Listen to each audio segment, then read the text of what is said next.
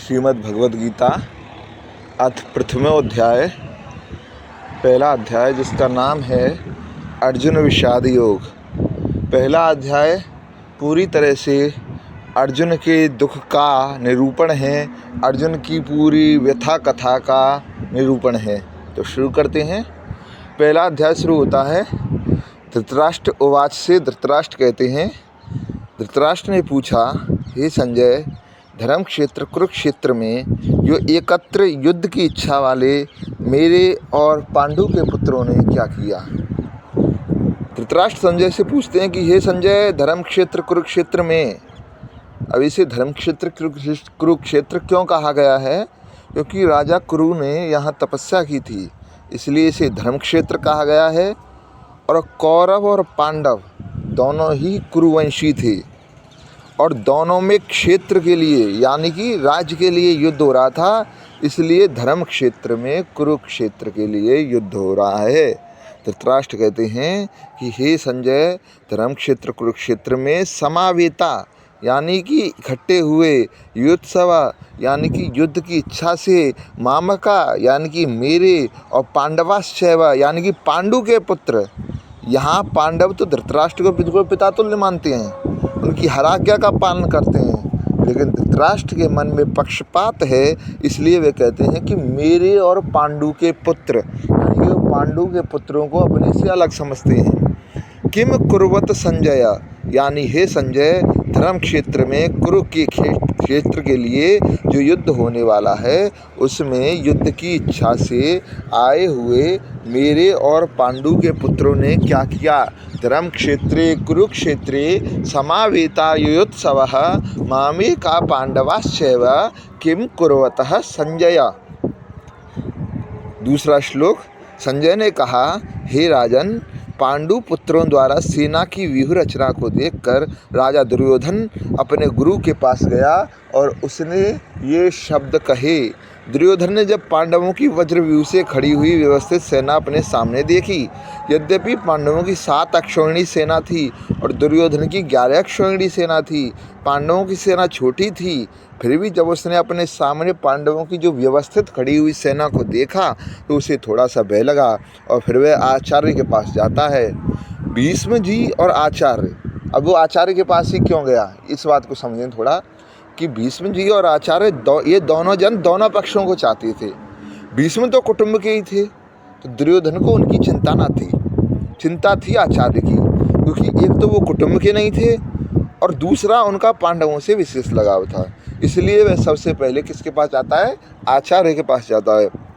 दुर्योधन को यहाँ राजा कहा गया। संजय कह रहे हैं कि राजा दुर्योधन आचार्य के पास गए। तो राजा किस लिए कहा गया है? क्योंकि धृतराष्ट्र तो केवल नाम मात्र के राजा थे, सारा राजकाज तो दुर्योधन ही संभालता था और उसकी वजह से युद्ध होने वाला था, इसलिए राजा कह रहे हैं।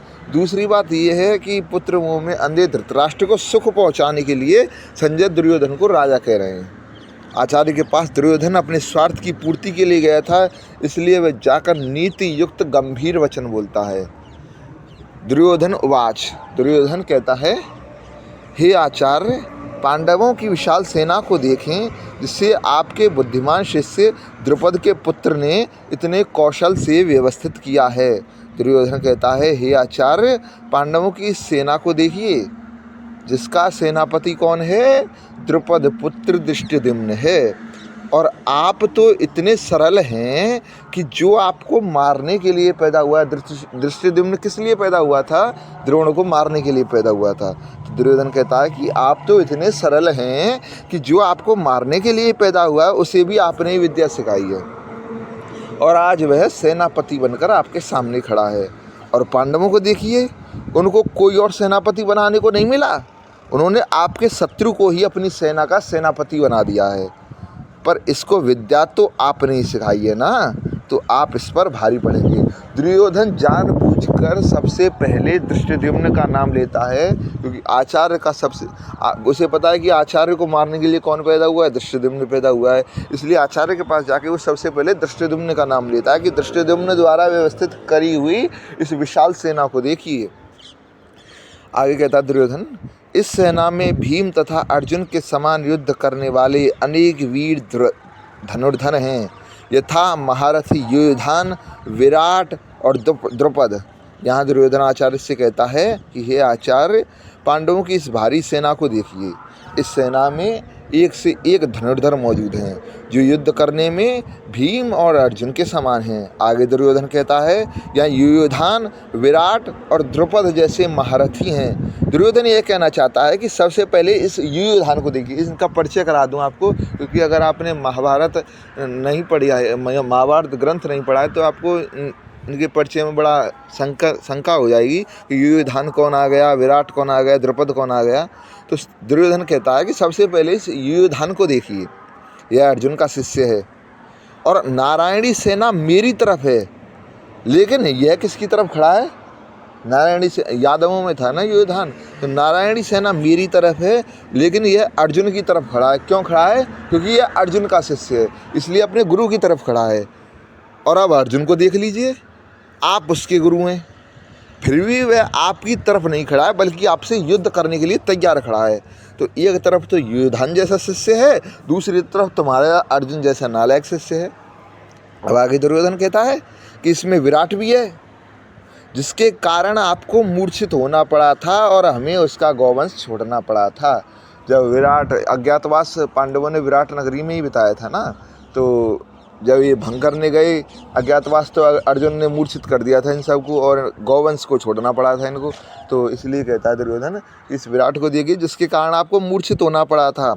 फिर कहता है कि इसमें आपका सबसे बड़ा शत्रु द्रुपद भी है, जिसने आपको अपमानित किया है। अब द्रुपद की याद दिलाया कि सबसे बड़ा शत्रु भी इसी सेना में खड़ा है आपका, और जिसका पुत्र आपके वध हेतु ही जन्मा है। इन सबको आप देख लीजिए। आचार्य को भड़काने का प्रयास किया जा रहा है।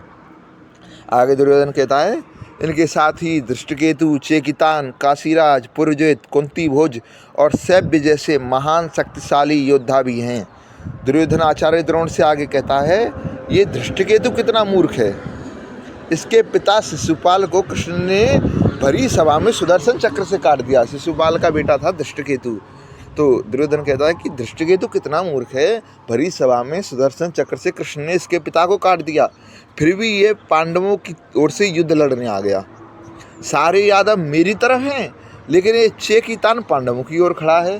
ये काशीराज बड़ा वीर योद्धा है जो पांडवों की तरफ है। इससे मुझे सावधान रहना होगा, हम सबको सावधान रहना होगा। पुरजित और कुंती भोज, ये दोनों कुंती के भाई हैं, इसलिए मामा होने के नाते युद्ध लड़ने के लिए आ गए हैं। यह शैव्य मनुष्यों में श्रेष्ठ और बड़ा वीर है। ये युधिष्ठिर का ससुर है और हमारा भी संबंधी है, पर यह भी पांडवों के पक्ष में खड़ा है। एक परिचय देने का प्रयास दुर्योधन कर रहा है आचार्य को। आगे कहता दुर्योधन, पराक्रमी युधामन्यु, अत्यंत शक्तिशाली उत्तम औजा, सुभद्रा का पुत्र तथा द्रौपदी के पुत्र, ये सभी महारथी हैं। दुर्योधन कहता है, हे आचार्य, पांचाल देश के बड़े बलवान और वीर योद्धा युधामन्यु और उत्तम औजा मेरे वैरी अर्जुन के रथ की पहियों की रक्षा में नियुक्त किए गए हैं। आप इनकी ओर भी नज़र रखना। यह सुभद्रा का अभिमन्यु बड़ा शूरवीर है, इसने माँ के गर्भ में चक्रव्यूह भेदन सीख लिया, आप इस पर भी निगरानी रखना। द्रौपदी के पांचों पुत्र प्रतिबिंद, सुतसोम, सुतकर्मा, शतानिक और श्रुतसेन, इन पांचों को भी आप देख लीजिए, आपको इनका भी वध कर देना है। ये सब के सब महारथी हैं और शस्त्र और शास्त्र दोनों विद्याओं में प्रवीण हैं। दुर्योधन ने आचार्य के मन में पांडवों के प्रति दोष पैदा करने के लिए, युद्ध के लिए जोश दिलाने के लिए पांडव सेना की विशेषता बताई अब तक। अब दुर्योधन के मन में विचार आया। क्या विचार आया? कि कहीं आचार्य यह ना कह दें कि यदि पांडव सेना में इतनी ही विशेषता है तो जाकर तू संधि क्यों नहीं कर लेता। ऐसा विचार आते ही दुर्योधन अगले 3 श्लोकों में अपनी सेना की विशेषता बताता है। क्या कहता है दुर्योधन? किंतु हे ब्राह्मण श्रेष्ठ, आपकी सूचना के लिए मैं अपनी सेना के उन नायकों के विषय में बताना चाहूँगा जो मेरी सेना को संचालित करने में विशेष रूप से निपुण हैं। दुर्योधनाचार्य से कहता है कि हे द्विजश्रेष्ठ, जैसे पांडवों की सेना में श्रेष्ठ महारथी हैं, वैसे ही हमारी सेना में भी उनसे कम विशेषता वाले महारथी नहीं हैं, बल्कि हमारी सेना के महारथी उनकी सेना के महारथियों से अधिक विशेषता रखते हैं। अब आप उनको समझ लीजिए। दुर्योधन कहा कि अब मेरी सेना को भी देख लो आप। मेरी सेना में जो भी विशेष महारथी हैं, मैं उनके नाम केवल आपको याद दिलाने के लिए बता रहा हूँ। मैं केवल संकेत ही कर रहा हूँ, आप तो सब जानते ही हैं। यहाँ दुर्योधन पर जो है पांडव सेना का बड़ा प्रभाव पड़ा था। वह थोड़ा भयभीत भी हो गया था, पर फिर भी वह द्रोणाचार्य को विश्वास दिलाने के लिए कहता है कि पांडव सेना से ज़्यादा बड़े वीर तो मेरी सेना में हैं। अब आप उनको समझ लीजिए। आगे दुर्योधन कहता है, मेरी सेना में स्वयं आप, भीष्म, कर्ण, कृपाचार्य, अश्वत्थामा, विकर्ण, सोमदत्त का पुत्र भूरिश्रवा आदि हैं, जो युद्ध में सदैव विजयी रहे हैं। दुर्योधन कहता है कि हे आचार्य, हमारी सेना में आप हैं, पितामह भीष्म हैं, दोनों ही विशेष पुरुष हैं। यदि आप दोनों में से कोई एक भी अपनी पूरी शक्ति लगाकर युद्ध कर ले, तो देवता, यक्ष, राक्षस, कोई पूरे संसार में ऐसा नहीं है जो आपके आगे खड़ा हो सके। पितामह तो आबाल ब्रह्मचारी हैं, उन्हें तो इच्छा मृत्यु का वरदान है। उनकी इच्छा के बिना तो उन्हें कोई मार ही नहीं सकता। कर्ण तो बहुत बड़ा सूरवीर है। मुझे तो लगता है अकेला कर्ण ही पूरी पांडव सेना को हरा सकता है। उसके सामने तो अर्जुन भी कुछ नहीं कर सकता। ऐसा कर्ण भी हमारी ओर है। और संग्राम विजयी कृपाचार्य तो चिरंजीवी हैं, हमारे परम हितैषी हैं। वे संपूर्ण पांडव सेना पर विजय पा सकते हैं। यहाँ दुर्योधन ने कृपाचार्य से पहले कर्ण का नाम लिया। क्यों लिया? कि कर्ण पर उससे ज़्यादा भरोसा है। द्रोणाचार्य इसे कृपाचार्य का अपमान ना समझ बैठे, इसलिए उसने उसे संग्राम विजयी बता दिया। कैसी टेक्निक लगा रहा है दुर्योधन। अश्वत्थामा भी चिरंजीवी हैं और आपके ही पुत्र हैं, वे भी बड़े ही सूरवीर हैं। और आप यह ना समझें कि केवल पांडव सेना में ही धर्मात्मा हैं, मेरी सेना में भी मेरा भाई विकर्ण जो है वो बड़ा धर्मात्मा और सूरवीर है।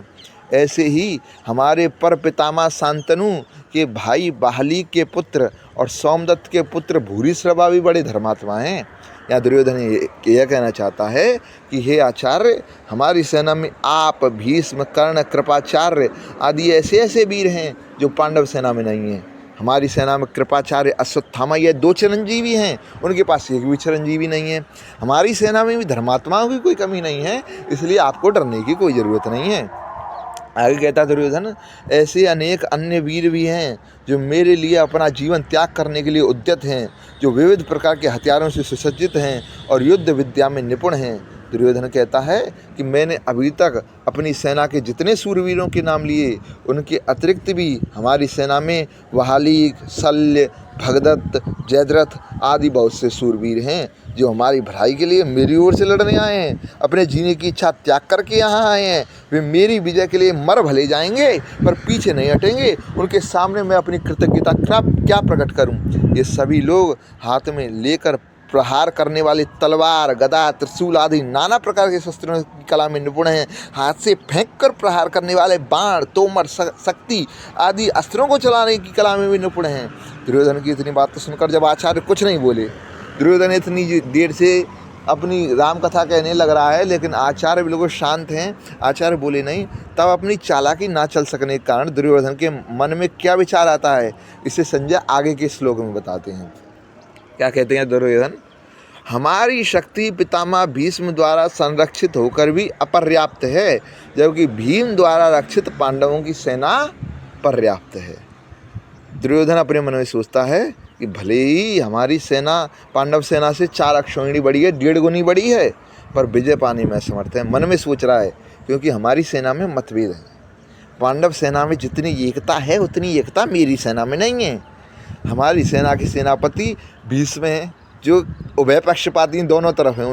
उनके लिए कौरव पांडव एक समान है। वे कृष्ण के बड़े भक्त हैं। उनके मन में युधिष्ठिर के लिए बड़ा आदर है। अर्जुन से वे बड़ा प्रेम करते हैं, तो वो मेरी तरफ होते हुए अंदर से पांडवों का ही भला चाहते हैं, और वे मेरे सेनापति हैं।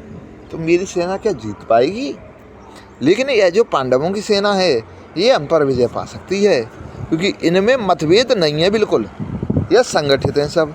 इसकी सेना का संरक्षक जो है वो बलवान भीमसेन है, जो मुझे बचपन से ही हराता आया है, और वह अकेला ही मेरे सहित 100 भाइयों को मारने की प्रतिज्ञा कर चुका है। उसका शरीर भी वज्र के समान मजबूत है। मैंने बचपन में उसे जहर भी पिला दिया था, तब भी वह मरा नहीं। इसलिए यह सेना भीम द्वारा रक्षित होने से भी विजय प्राप्त करने में समर्थ है। यहाँ दुर्योधन के मन में अंदर से थोड़ा सा डर भी बैठा हुआ है, क्योंकि उसके हृदय में शुरू से ही छल कपट भरा हुआ था, इसलिए वह इस समय थोड़ा सा भयभीत है।